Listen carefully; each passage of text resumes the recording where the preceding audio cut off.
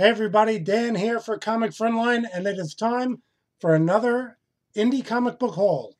Okay, many of these comics I've gotten from Indie Planet, a couple from regular orders, actually individual orders through different companies, and I think one or two Kickstarters as well.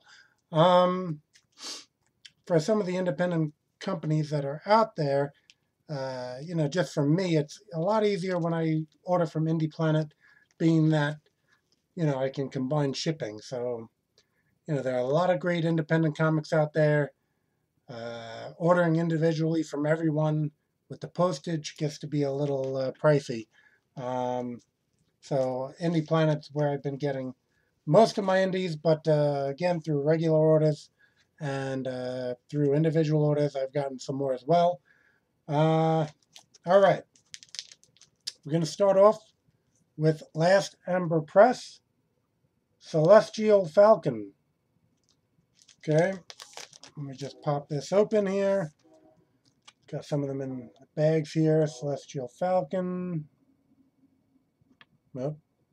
LEP, which is Last Ember Press. Okay. Chris Diabuto doing, and Brand Fowler doing the story. Well, the plot's Chris. The script is Chris and Brand. The pencils and cover, Lucas Santos. Inks and colors, Lisa Moore. And letters and edits, Brent Fowler. So this is issue 1 again. And you can see from the cover, I like this style of art. Okay. Actually, the first few that we go over are books that I've actually read. So as it, it's a hefty pile of indies that I've gotten since the last indie haul. So as I was accumulating these, I was reading some of them, and it's had a great story. It's setting up the whole. Well, actually, this is an imprint of the. Let me see if I can get that in frame. No, that's the rating T15. 529 Studio. So that is a certain corner within the Last Ember Press. That's like, kind of like how Image has McFarlane Studios, and it has Larson's separate, studio within Image. This is the 529 studio within Last Ember Press. As I always like to do, though, I do like to pop open to a page of art. That's the reason I like getting the physical books for review here on YouTube, so that you can see a sampling of the art. As you can see, art, colors, lettering, all professionally done here. And the story was a good story. And again, it was setting up these characters. Even though it's Celestial Falcon's a singular hero, I do usually like team books, and it is pretty much setting up a team to some degree as well. Okay, so kind of like an origin of the powers type story, and setting up the premise of the different characters, and perhaps just giving you a hint of intrigue as to the character who may or may not turn out to be villainous, or, that's the thing. You don't really see it coming, which some stories you get like, okay, this is what's going to happen. Oh, that guy's going to be the villain. And, this is very clever in the way that it kind of didn't spell it all out for you and makes you want to look forward to the second issue as far as what's going to go on there. So, that was issue 1, Celestial Falcon. And this is issue 3 of Earthling, Vegan Warrior. So, Earthling, Vegan Warrior, I believe, well, I know Dave Brink did the writing, but, Jim Jimenez did the art. Colorist Jeremy Scott Browning. Letterer HDE. So, this is the third issue, and I've bought all three. And Earthling is a vegan hero. So, although I do not ascribe to a vegan lifestyle myself, I find it's admirable for those who do so. I don't, discriminate against people making their choices, which, I can fully understand. This introduced a group called the Regiment, and you have an ad here on the back for the Regiment. And again, that's like, I love team shots, and there's a great team shot, charging at you type of team shot for the Regiment. And actually, this issue kind of put together finally the origin of Earthling, because we had some flashback stories going within issue 1 to 3, and now you kind of piece it together. And that was very well done. It didn't just kind of, here's the back cover, so you get another illustration of Earthling. And actually, this art, let me give a little preview there. Great art. Okay, there's a little toilet. Yeah, so Jim Jimenez is really knocking it out of the park. The colors, the letters, everything in this book, again, as well, very well done.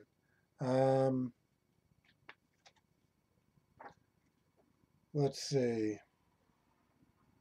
Well, again, this is one of the ones that I've read already, and the story was great. Touched in a little bit on a villain from the previous issue, so that was a good little revisiting. And again, as a super team fan, seeing this Regiment really topped off this issue for me. So, highly recommended. The first 2 books, and even the third book, which actually now we're getting into a Kickstarter book. Thunderbolt, okay, who in actuality, okay, it's a public domain character. They include the original book, which was hard for them to get a hold of. They were able to get scans and remaster it a little bit. So there's the original, and now you got the new Thunderbolt. Again, unfortunately, a lot of Kickstarters that this isn't an average size comic. It's a fuller size comic. I guess thanks to including the reprint as well, but not quite a trade, but almost getting towards that, and reasonably priced. So that's my only problem sometimes with the Kickstarters. If you're going to have a $15 or $20 single issue, that gets a little tough for me to justify. But this one, I really appreciate it, and I was interested to see this update on this Golden Age character. And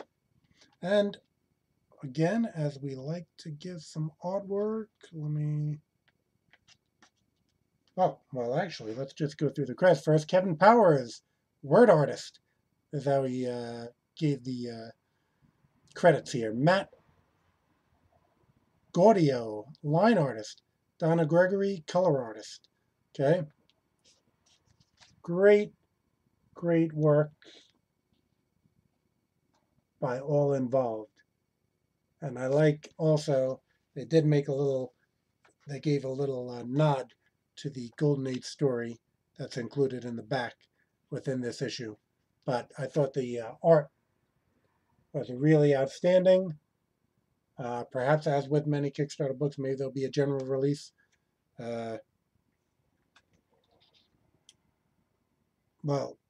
Or you might catch, I know he's going to be probably at New York Comic Con.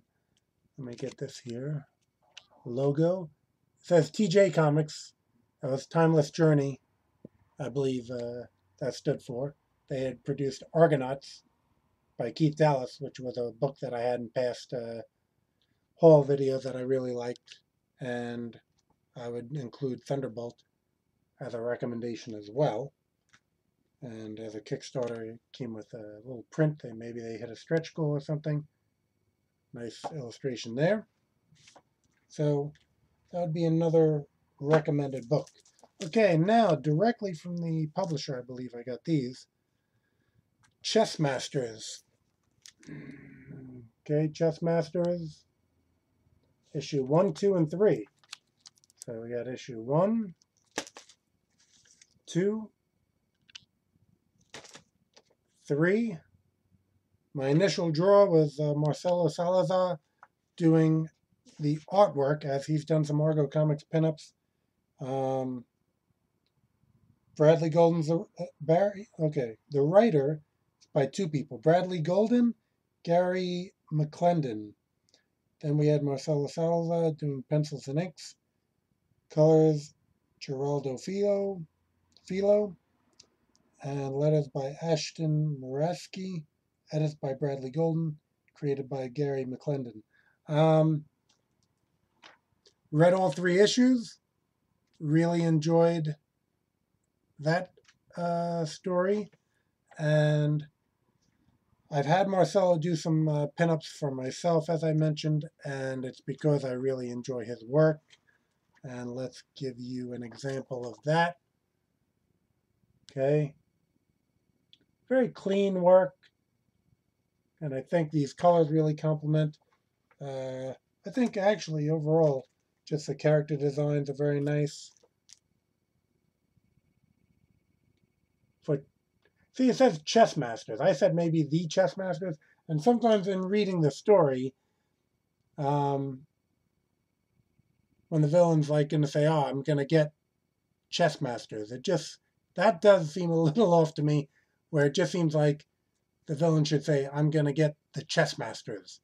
So I know it's like some people don't want to ever hear the Batman, but in a group like this, where the name is Chess Masters, sometimes linguistically it just comes off a little odd when you say, "Where are Chess Masters?" instead of "Where are the Chess Masters?" That's just maybe a hang-up that I have. But, I mean, that's a very minor point in what is shaping up to be a very cool story, great art, colors, again, letters, everything well done. I would congratulate these guys on a job well done. Stories going along nicely, a couple twists and turns that are pretty cool. So let's give the credit of the company, Insane Comics. Okay, and actually also from Insane Comics, again, I ordered a few things to save on the shipping. Whatever happened to the archetype? Okay, this is like a superhero who, well, kind of got old and pretty much a lot of people considering, oh, maybe the superheroes weren't real. Maybe it was all just a mythology, or they never really existed. I like the art. It does look like it was prefaced by like a poser program or something. It's a black and white. Yeah, it's a trade paperback, so it's a nice hefty book. Let's see right there. It's not an average comic book size. And the story was well told. And again, he had a couple twists and turns that turned out nicely. So let's get some more preview art here for you. See, so you kind of have, okay, it's well done. I mean, the computer generated, images and backgrounds blend very well together. So it gives you a good level of detail. And let's see, sometimes just with the computer generated stuff, sometimes there could be a little stiffness, some of the characters. But for the most part, again, I don't think it really detracted from the story. And I think it was an enjoyable story. So, the cover, if you see the cover, I guess it's going to be a little harder to gauge the artwork. So, but I am here to tell you that the artwork is well done and the story is well done. So, worth checking out. All right. Now here, talking about teams, this is actually, it's the powerhouse. So you think that is just this one dude at the top, but there's a little team. They're all brothers. I got issues 1 and 2. Okay. Let's see. Bearmoon Comics is the company. I believe I ordered direct on this one. Got to pop it out to get some credits going here. Writer Ernesto Lopez de Victoria. Artist Luis Ruben Rivera. Colorist Mike Sullivan. Letterer Christopher R. Nelson. Okay. And let's get some preview art here. This is very classic comic book art style, colors, lettering. It's a very classic, like Marvel 80s style. And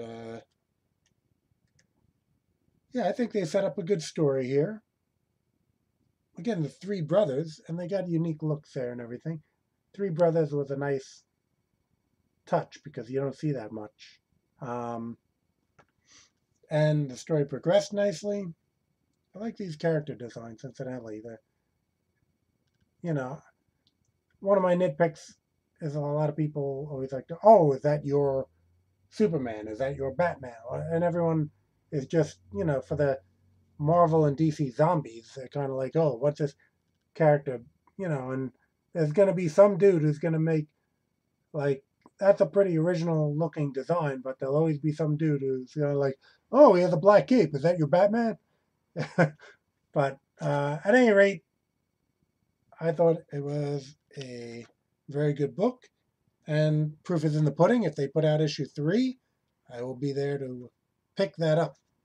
So, once again, the powerhouse. And I did read issues 1 and 2, as I said, setting up the origin pretty much. And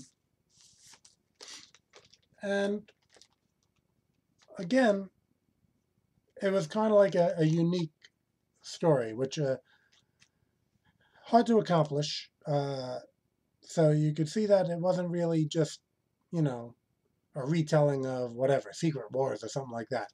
The writer did a great job coming up with his own thing, and the villains are kind of featured on issue 2 cover. So you got kind of the heroes in the first, villains on the second. Let's see what happens with the third. Okay, another book that I did get to reading. 3 Core. Okay, 3 Core. Let's see, Top Secret Press. And I'm going to have to pop this open to get the credits. There's a nice cover, right? That is, I know that is in Brazil. I forgot the name of the statue again. But that is a famous landmark in Brazil. Written and created by John Daniel Taylor IV. Arts and inks, Samir Samoa. Colors, J. Moyano. Letters, Inklight Studio. Assistant editor, Francesca Henley Taylor. Editor-in-Chief, John Daniel Taylor IV. Cover, pencils, Arial Metal, inks, Juan Albarrán. That's a tough one. Albarrán. Colors, J. Moyano.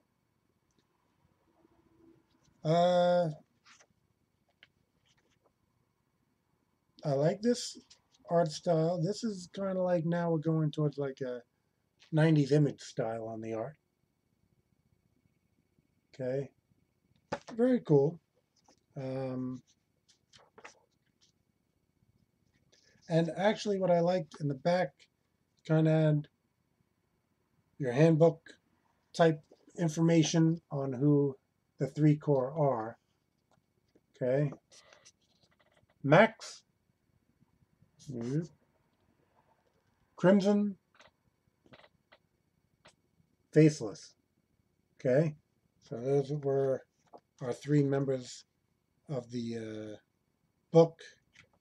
This dude here is actually the villain, so don't get it twisted there. This one's the hero. Art, well done. Story's well done. I found it interesting that the issue 2 cover perhaps was done prior to the series even being put out. And they make reference to that within the story, which the characters are looking at this photo, and I guess it's supposed to be within the story some type of artist depiction of them or something, and they're saying how that doesn't even look like us. And truth be told, the designs are different than what you have here on the cover, but I found that a clever usage of that. Because, you know, some people, you're dreaming of putting out your own book, and it could be a couple of years where you have your characters before everything lines up for you to put out your book. So in that respect, again, this great illustration was still put into a story. Perhaps they're not in contact with the artist anymore and didn't want to, like, you know, get that totally edited to match up the costumes now. But you can still see a resemblance to all the characters. So Top Secret Press, 3 corps. Again, I like team books. There's only 3 people in the team, but I still liked it. And I think it's worth checking out. Let's see. Let's go into this right here. Okay, a little Action Bunny Comics. Okay, these are mature audience comics. Okay, not, you know, nothing crazy or anything, but do have a little nudity within there or whatever. So you should order accordingly, depending on your age and preferences. But let's see. I believe Sky Owens might have done everything, or Preston Sky Owens, as he sometimes goes by. I've been buying his books for years. Always loved his stories. I don't see the credits. Maybe they're at the end of the books, as some books do. But I know it's Preston Sky Owens doing the writing and the art, at least.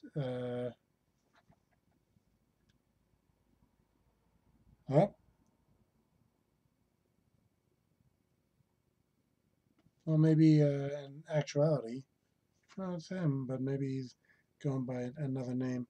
Story, An Ace Girl, Pictures, Art Works.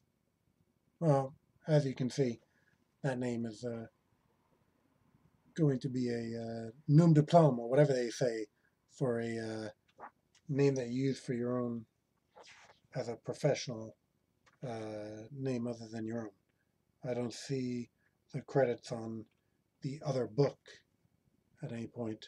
Ooh, here's an ad for another book. Girliath. I guess it's like Goliath, but Girliath? Goliath? Girliath, that's probably it.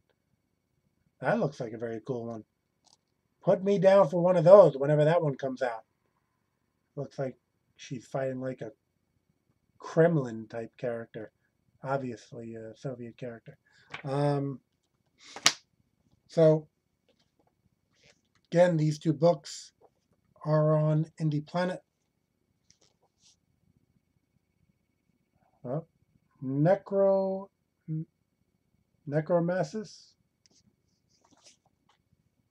and why do I have this on backwards? Oh boy.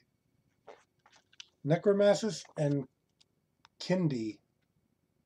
Okay. Oh, the Necromancis. Okay. So his works, guy always enjoy. Action Bunny Comics. I have everything they put out. So that's an indication. Speaking of adult type comics, Tarot. Okay. Oh, I really didn't. Let's rewind just a little bit to get some preview art. I gotta find stuff that's showable. Again, these with mature audience comics, you always want to just check it out. Got a little preview. That's back to Action Bunny. Showing you a little preview art so you know what the style looks like. Always enjoy anything from Action Bunny Comics. All right, now we go into Jim Balent's Tarot, number 103. Whew, 103 issues. Okay, Jim Balent formerly had done Catwoman for DC, and now is on the 103rd issue. Okay, him and his wife Holly Golightly. See there, you have a little picture of him. Looks like they're hanging out with Gwar or something. The rock group Gwar. Let's show a little preview art. Again, mature audience comic. So we got to find the right art to show. Oops. Very great art style. Highly recommended if you are of age to buy such material. Again, nothing. Well, this is a little racier than a lot of other ones, but just a great comic. Witchcraft falls heavily in the tarot comic. That's one of the mainstay themes of the book. Some gore to some degree. Is a very cool back cover that we could show. Well, 103 issues, and I have them all, so if that's any indication for you. Let's see. Now, we're getting back to Indie Planet. And now what is this company? Because I bought a number of books. I saw preview art. S5 Block Studios. Is that what we're... Let's see. Well, I'll show it to you. S5 Block Studios. Okay. So this was Ginger, the pinup doll. Okay, now we're getting into books.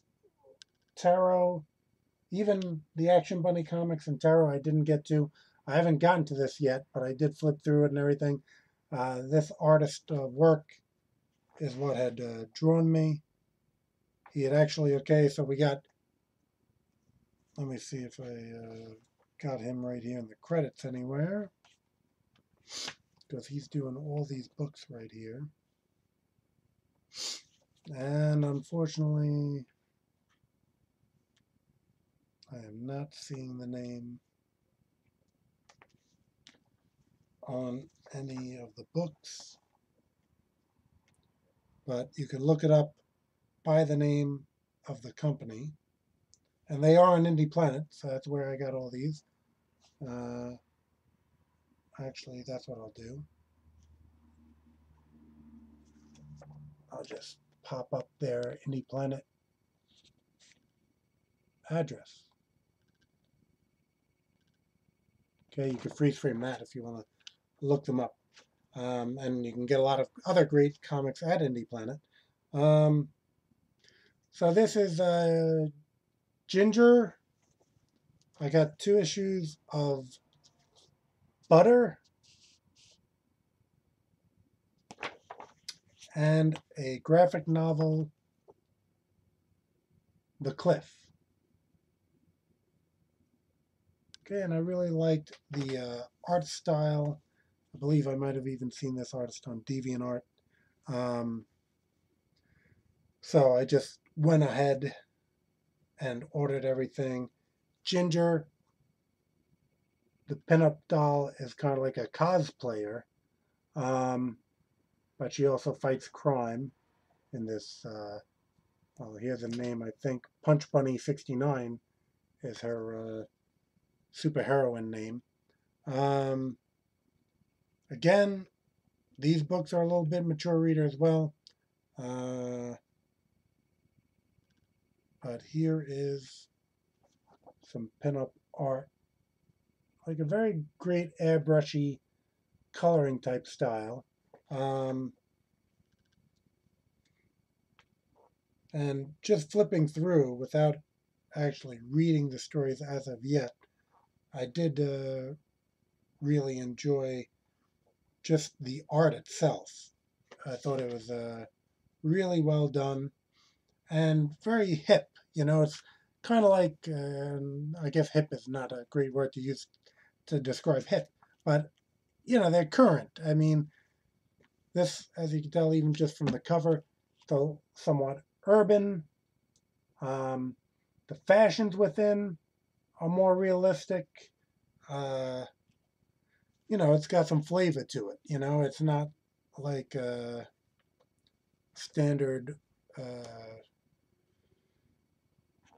you know, nondescript type of story where people are just wearing, you know, fashions that could have been from any era.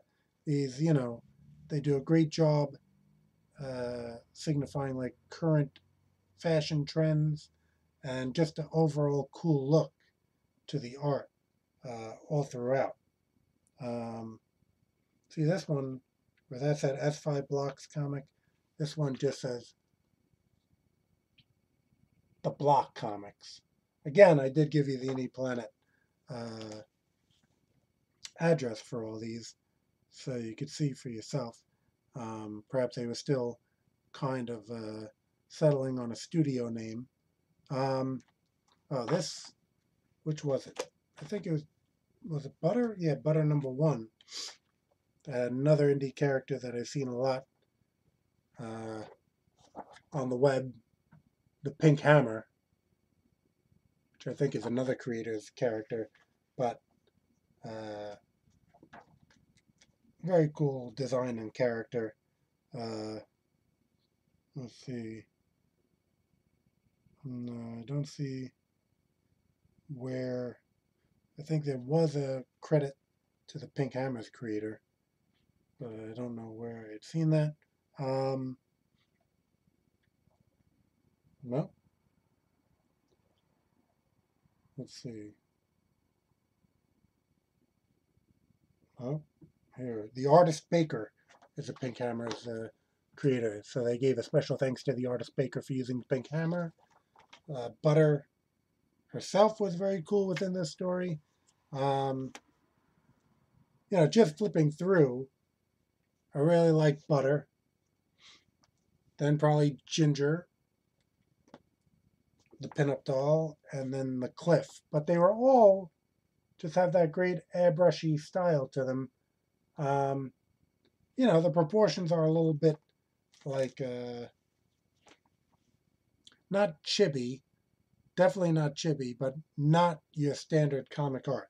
And I did show some of the art already, so you do probably have somewhat of an idea of what the art style looks like. Here's some from the cliff. Okay, dude doing some graffiti there. Not recommended, so don't go out there and do graffiti because he saw it in the cliff. Well done. The car, just overall, the art style, I have to say, throughout all these books, same artist did a heck of a job with the art and colors. So anything else they'll be putting out, I'll be looking for. So again, Block Comics, Butter, Ginger Pinup Doll, The Cliff. All right. Also from Indie Planet, Atom Bomb Comics, Fearless Dawn. I find myself buying this here and there. Steve Mannion is a great artist. Perhaps there'll be a trade at some point, or maybe there is a trade already, collecting all his stuff. Because he's really great style of art. He has a pinup that's towards the back. Really does a great job inking. I've seen Steve at a number of conventions. Great detailed work. Kind of his own style. I'm not going to really pigeonhole saying that it's like anyone in particular. I think the last indie haul or two indie hauls ago, I had a Helga book by him, and Fearless Dawn is kind of like his main book. And I've been enjoying that. Chapterhouse put out Agent of Pact. That was just like a regular order, through a mail order, monthly comic book ordering, where you can get your mainstream titles. So I picked up that. I haven't read it yet. Second issue, which I have somewhere, had a great cover by Bella Ratchin. So this issue I had picked up as well. Very nice art style. I can't really comment on the story yet. I've not read it. But some cool looking characters. I believe it's Canadian based. Yeah, well, he has on the back an advertisement rather, for Captain Canuck. So Chapterhouse, I believe, is a Canadian based company. Picked up this here, the official handbook of the Deviation Nation, Volume 1. Okay? Whew. This is like a Marvel handbook. I don't know if I could ever get the time to read all this, but I do love this handbook style. And let's get to one character in particular. A lot of great characters throughout. But I really like... Okay, now... Well, the artist is Bliss. He's done some... or Asylum Bliss. He's done some pinup or two for me. And this is his character, She-Cat. Okay, She-Cat. So she made this... got a little big entry for She-Cat, 3 pages long, all the background information. Again, this is from Indie Planet, and you could just see very cool, original indie characters. It's a Deviation Nation, actually making reference to DeviantArt, if anyone's been to that website. And I guess this had come out in individual issue form, where they had kind of like a marching covers here. Try not to ruin my copy of this too much by... Okay, you can see Steel Wolf is another character I'm familiar with from DeviantArt. A lot of guys in DeviantArt, they have their own characters. Perhaps they're hoping to do books. I know Steel Wolf had a number of great imaginary covers type of thing, where they didn't actually publish the book yet, but just, a lot of great imaginary covers. Soviet Superwoman. I see her right here. She actually, that's too small. Let's go to her listing. Soviet Superwoman had made a cameo in Argo 5. So there she is. Great design on her as well. So again, this is just a great little, not a little by any means, but a great book if you're just saying to yourself, oh, I wish there were some new characters around. Here's a great book that you can immerse yourself into some original creations. And for the most part, the art on these entries are very well done. Okay. So you can't really attribute this to just one creator. You have just like table of contents here that'll give you like the whole idea on who was involved. All right. Lastly, I'll just touch upon my own new release from Argo Comics. Argo 5, number 23. Okay. That cover is by Antipus. Okay, I actually did the cover for Argo Comics Anthology number 1. I had written the story, Dan Sen. Art by Elton Tomasi and Pau Rodrigues. Colors by Dio Lima and Giuseppe Pica. Letters by Jorge Vieira. Cover A by Antipus. I had a cover B by Reg Vincent. And pinup section at Alexandra Nascimento do pinups of each character, and a special pinup by Tom Rainey, one of my favorite Marvel DC artists. Also a pinup by Marcelo. Oh, here's one of the pinups by Marcelo Salazar, who did Chess Masters that we opened up with, or was toward the beginning of our video here. And another Argo 5 pinup by the story artist Alton Tomasi. So as with all the other books, let's give a little, well, I had 2 different artists on this. We'll give a little preview of Alton's art. Alton did some fantastic work.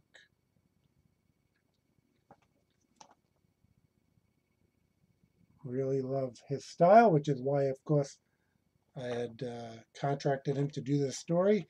Pau Rodrigues had some art there as well. Pau I've been a fan of for a number of years. Did some work for Avatar Comics back in the day. So anytime I can get some pages from him, I'm happy to do so as well. Well, without totally giving the story away, basically Blue Dynamo and Chain Reaction are kind of scoping out an action figure from an online auction, and Chain Reaction is kind of schooling Blue Dynamo on how to snipe an auction. So they decide to go pick up this action figure because the guy is such a superhero fan. Why wouldn't he want to meet a couple of superheroes? And we'll leave it at that for that part of the story. They go to get this item and a story ensues from there. Gladiator and Law and Order, for anyone who's been picking up Argo 5, there's been a love triangle with them and Shazarath of Argo 5. So we kind of pick up on that once again, making a little reference to some of the past issues. And I'll show you a little bit of the Alexander Nascimento pinups. That this time we had kind of a theme where we had a full body and a side profile shot in the pinups. So again, that's Argo 5 number 23. 24 is due out within the next couple of weeks. I'm lettering issue 25 as we speak. All right, so that's going to do it. More than enough indie comics right there. And keep coming back to Comic Frontline for your comics news, reviews, and entertainment. And you can check out my own channel, Argo Comics, ARGO Comics, as well as argocomics.com. Thanks a lot, guys.